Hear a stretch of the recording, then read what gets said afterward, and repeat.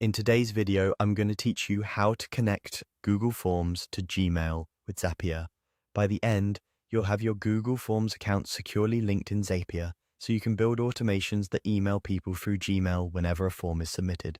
Start on your Zapier home, sign in, and land on your dashboard. This is your control center, and from here we'll set up the trusted connection that lets Zapier talk to Google Forms on your behalf. Click on App Connections. You'll find it in the navigation inside your Zapier account. App Connections is where you securely authorize tools like Google, so Zapier can read form responses and act on them in your workflows. Think of it as plugging your accounts into Zapier once, so you don't have to reconnect them for every Zap you build.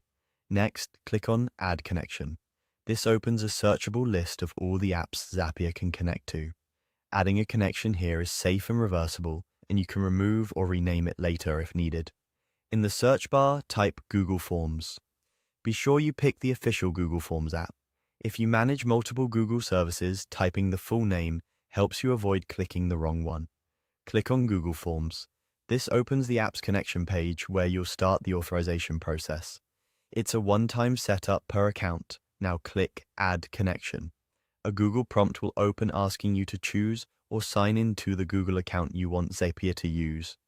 Select the account that owns the forms you'll automate. Review the requested permissions carefully so you understand what access you're granting, then click Allow to finish. If you're using a work or school account, your admin may need to approve this connection. If a prompt doesn't appear, check your browser's pop-up blocker and try again. And if you accidentally pick the wrong Google account, no problem. Remove the connection in Zapier and repeat this step with the correct one. When it's connected, you'll see Google Forms listed in your app connections, and you can click into it to rename it for clarity, especially helpful if you manage multiple Google accounts. That's it. Your Google Forms account is now linked in Zapier. When you build a Zap later, you'll be able to choose your form and pull in sample responses. To complete the end-to-end workflow of emailing respondents, you'll use Gmail as the action in your Zap. The setup is conceptually the same. Authorize the Gmail account you want to send from when prompted in the Zap editor.